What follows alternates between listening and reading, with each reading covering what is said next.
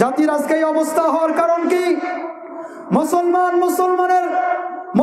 যে মুসলমানের জাত, এই কথা মুসলমান ভুলে গিয়েছে। যেই মুসলমান 313 জনের মাধ্যমে সারা পৃথিবীকে শাসন করেছে, যেই মুসলমানেরা 313 জনের মাধ্যমে ইসলামের বিজয় নিয়ে এসেছিল, আজকে মুসলমান লক্ষ লক্ষ কোটি কোটি মুসলমান হওয়া সত্ত্বেও মুসলমানরা মার খায়, ঠিক কিনা? চ্যানেলটি সাবস্ক্রাইব করুন, বেল আইকনটি বেজে দিয়ে সাথেই থাকুন ইসলাম কথা টিভি।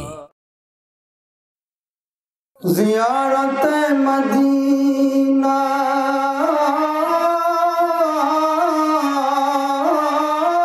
কি দিল মে है तमन्ना,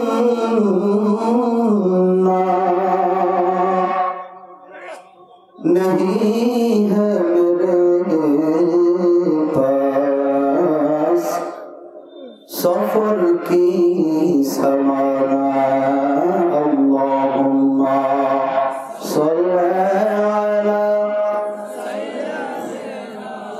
मौलाना मुहम्मद व अला आलि सय्यदिना मौलाना मुहम्मद।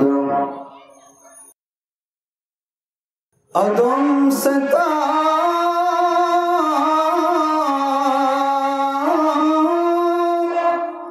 ईसा नबी पुकारे गए, बोलते रहे नफसी नफसी। मेरे नबी बोलते रहे या उम्मती बलागल उला बिकमालिही, कशफत तुजा बिजमालिही, हसनत जमीउ खिसालिही, सल्लु अलैहि व आलिहि ला इलाहा इल्लाल्लाह। একটু জিকির করে জোরে, একটু জিকির করে করে আমরা সামনের দিকে চলে আসি।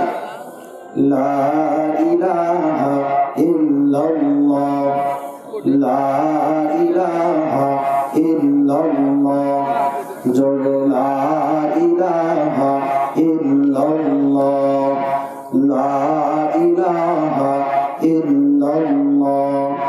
ভাইজান বহু দূরে মদিনা, কেমনে যাব জানি না। দয়া করো দয়ার আল্লাহ, দয়া করো দয়ার আল্লাহ, মিটাও মনের বাসনা। লা ইলাহা ইল্লাল্লাহ, জোরে লা ইলাহা, লা ইলাহা ইল্লাল্লাহ, লা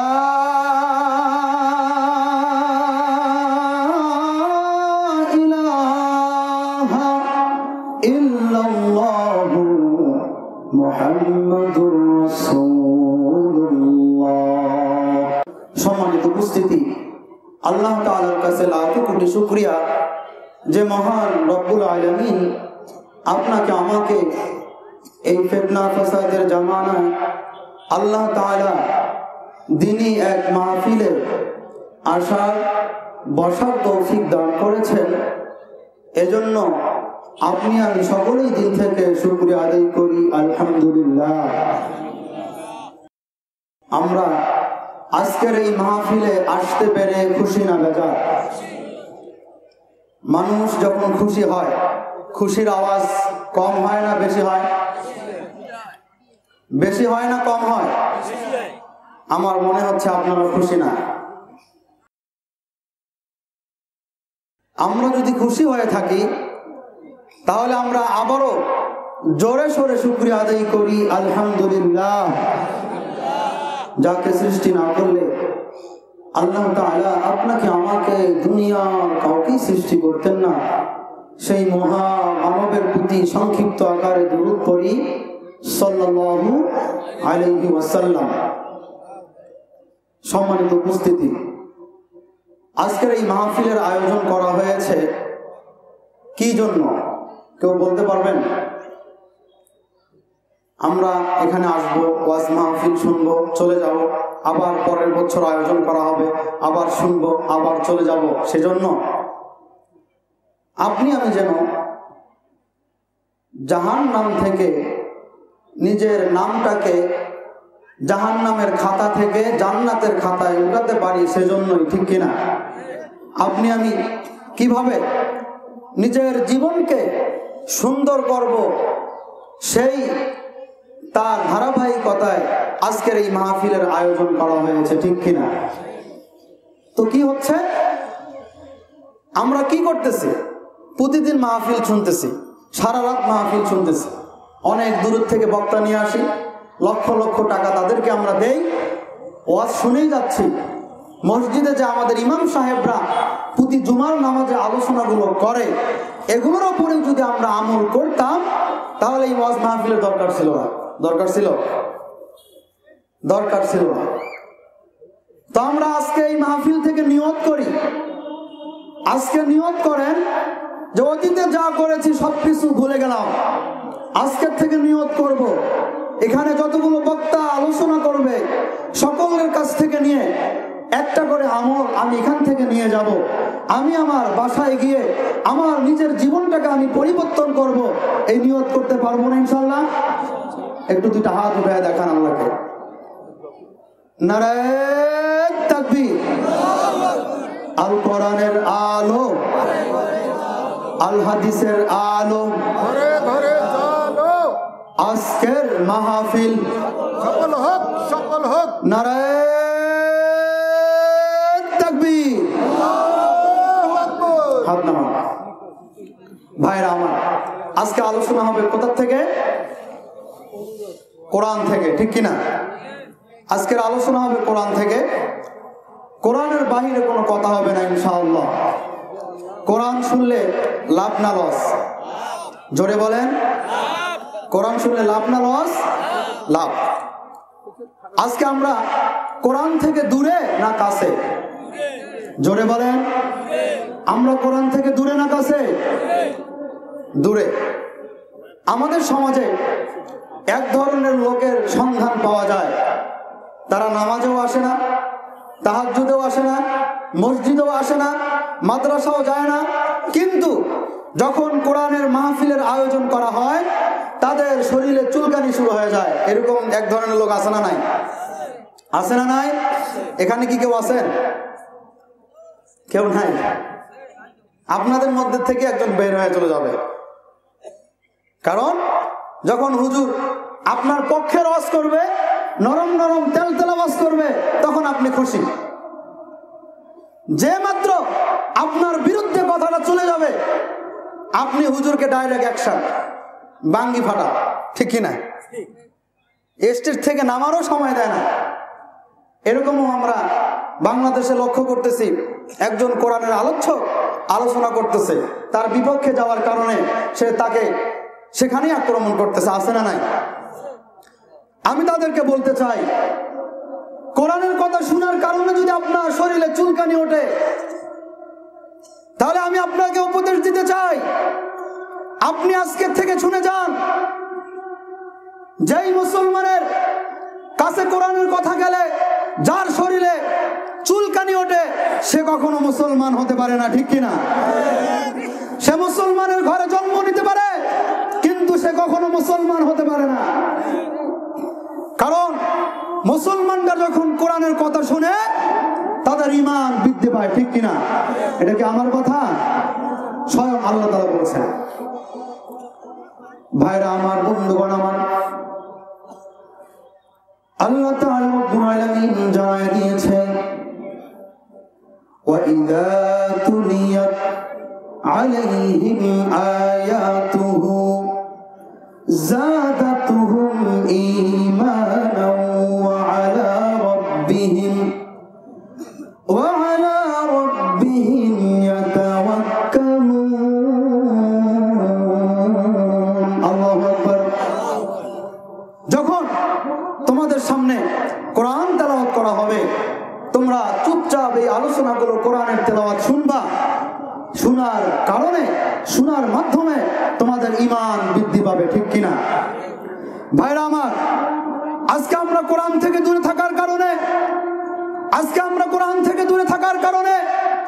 আমাদের ঈমান এত দুর্বল হয়েছে কোরআনের কোন লোকজন যদি আপনাকে আমাকে ডাক দেয় কোরআনের কোন পাখি যদি আপনাকে আমাকে ডাক দেয় তাহলে আপনার আমার শরীরে চুলকানি উঠে যায় আপনার আমার অন্তর সায় দেয় না যে আমি তাদের দলে শামিল হই ঠিক কিনা কারণ কি আমাদের ঈমান দুর্বল কচু পাতার মধ্যে পানি রাখলে যেরকম টলমল করে ঠিক তদ্রুপ আমাদের ঈমান দুর্বল তার এক নম্বর কারণ হচ্ছে আমরা কোরআন পড়ি না কোরআন পড়ি না কোরআন বুঝি না কোরআন মানি না সারা জীবন শুধু শুনেই যাই আমরা ব্যাককেলের মতো পাগলের মতো আচরণ করি ঠিক কিনা কষ্ট পাচ্ছেন এজন্য আমি আপনাদেরকে যে কথাগুলো বলতে চাই মনোযোগ সহকারে শুনবেন তো শুধু ওয়াজ শুনলে হবে না সারা রাত ওয়াজ শুনলেন সকালবেলা যদি কোন বক্তা ছেলে নামে এই ওয়াজ শোনার মাধ্যমে কোনো ফায়দা আছে যুবক ভাইরা কোনো ফায়দা আছে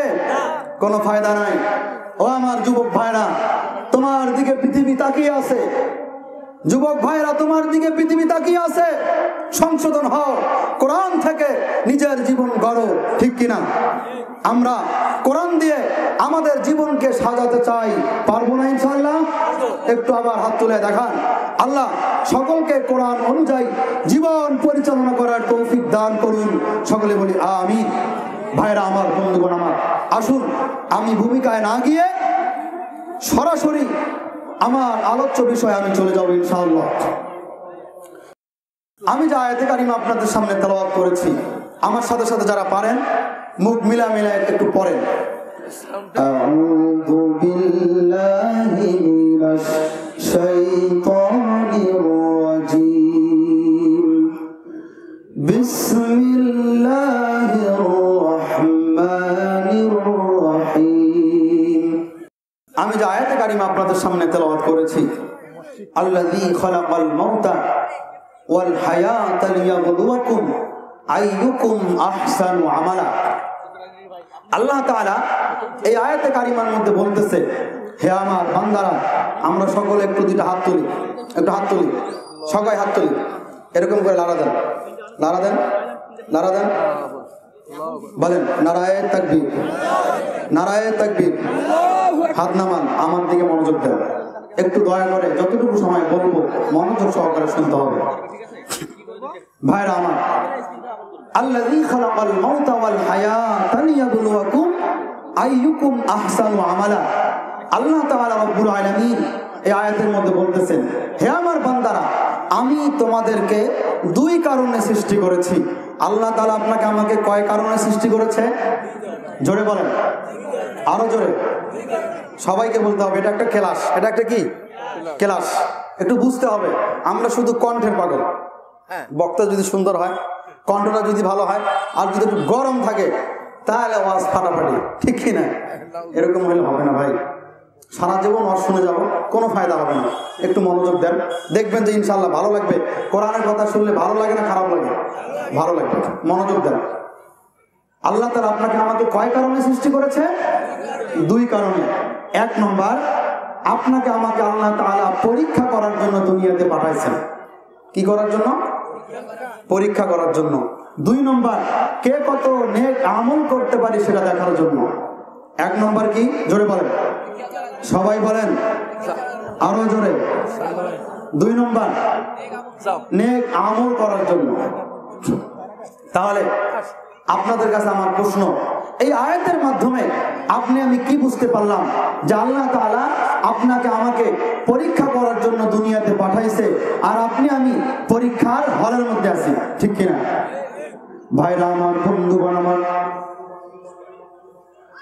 আল্লাহ তাআলা রব্বুল আলামিন ডাক দিয়া বলেন আল্লাযী খালাকাল মাউতা ওয়াল হায়াতা লিয়াবলুয়াকুম আইয়ুকুম আহসানু আমালা।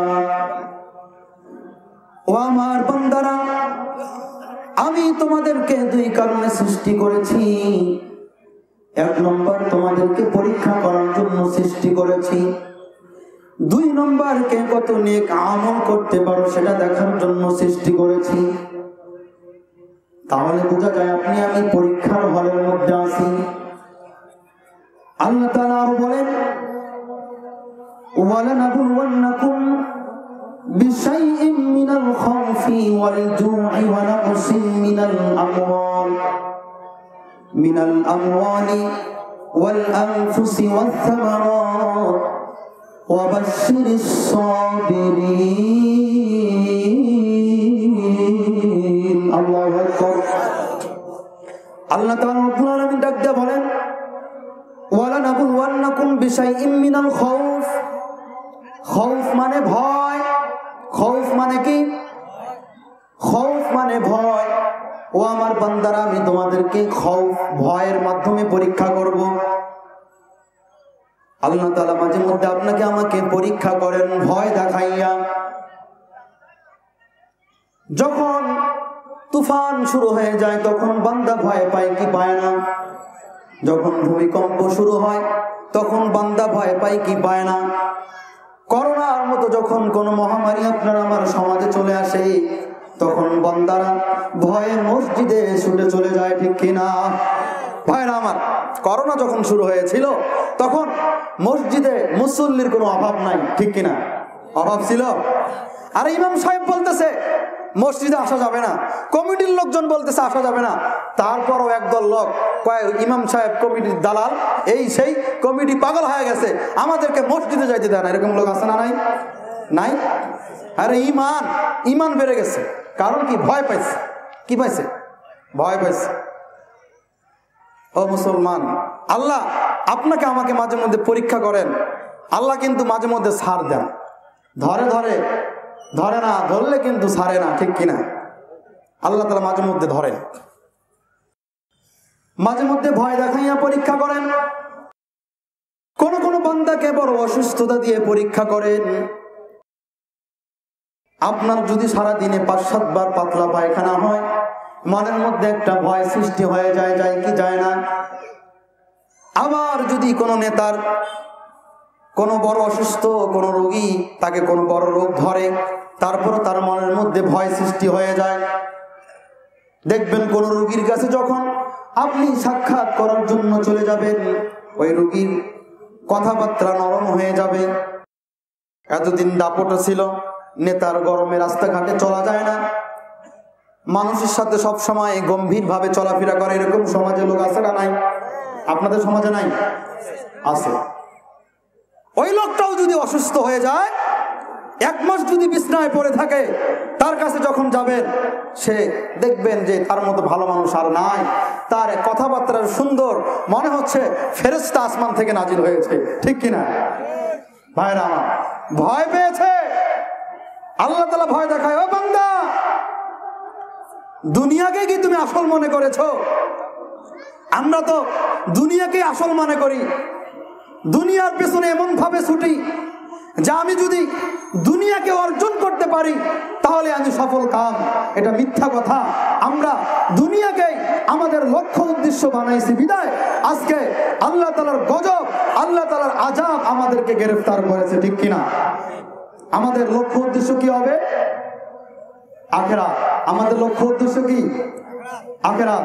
কোন বান্দা যখন তার লক্ষ্য উদ্দেশ্য আখিরাত বানাবে, তখন সে দুনিয়াতে গরম ভাবে মানুষের সাথে কখনো খারাপ আচরণ করতে পারবে না, কাউকে ধমক দিতে পারবে না, কারো জমির আইল টানটানি করতে পারবে না, কাউকে কখনো কষ্ট দিতে পারবে না, যখন সে তার লক্ষ্য উদ্দেশ্য আখিরাত বানাবে, ঠিক কিনা? ভাইরা আমার, বন্ধুগণ আমার, তো আল্লাহ তাআলা আপনাকে আমাকে মাঝে মধ্যে ভয় দেখাইয়া পরীক্ষা করে। নদীর মধ্যে নৌকা যাচ্ছে, নদীর মধ্যে বড় জাহাজ যাচ্ছে, বড় তুফান চলে আসছে। তুফান আসার কারণে যতগুলো লোকজন ওই জাহাজের মধ্যে ছিল সবাই বলতেছে আল্লাহ আমাদেরকে মাফ করে দাও। সবাই আল্লাহ বিল্লাহ শুরু করে দিয়েছে। যারা হিন্দু তারাও আল্লাহর নাম নিচ্ছে, কারণ মৃত্যুকে সবাই ভয় পায় কি পায় না? সবাই মৃত্যুকে ভয় পায়। সবাই আল্লাহ বিল্লাহ করতেছে, সকলের অন্তরের মধ্যে টেনশন, আমি একটু পরেই ডুবে যাব। তুফানের মধ্যে যখন জাহাজটা ডুবে যাবে, আমি দুনিয়ার থেকে চির বিদায় নিয়ে চলে যাব। সবাই যখন আল্লাহ বিল্লাহ করতেছে, আল্লাহ তাআলা তো রহমান, আল্লাহ তাআলা রহিম, আল্লাহ তাআলা তাদেরকে তুফান থামাইয়া তাদেরকে বাঁচাইয়া দিয়েছে। যখন নদীর কিনারে চলে গেছে, তখন লোকজন বলতেছে আজকের নৌকার মাঝি যদি ভালো না থাকতো তাহলে আমাদের নৌকাটা ডুবে যেত। ঠিক কিনা? আসলে নৌকার মাঝি ভালো নাকি? ও মুসলমান, আমরা এরকম চালাক মুসলমান। নৌকার মাঝি যদি ভালো না থাকতো তাহলে নৌকাটা ডুবে যেত। হায় রে ইমান! রাতের বেলা তুফান আসছে, ঘরের মধ্যে পই নাই। পই বোঝেন না? পই অনেকদিন আগে পই লাগাইছে, এই পই না থাকার কারণে তুফানে ঘরটা শুধু ঝুলতেছে। এরকম আছে না নাই? তো ছেলে একদিকে, মেয়ে একদিকে, স্বামী একদিকে ঘরের খুঁটিগুলো ধরছে, ধরে বলতেছে আল্লাহ আজকের জন্য মাফ করে দাও, আল্লাহ কালকে পই সবগুলো লাগাবো, আজকে শুধু বাঁচে দাও।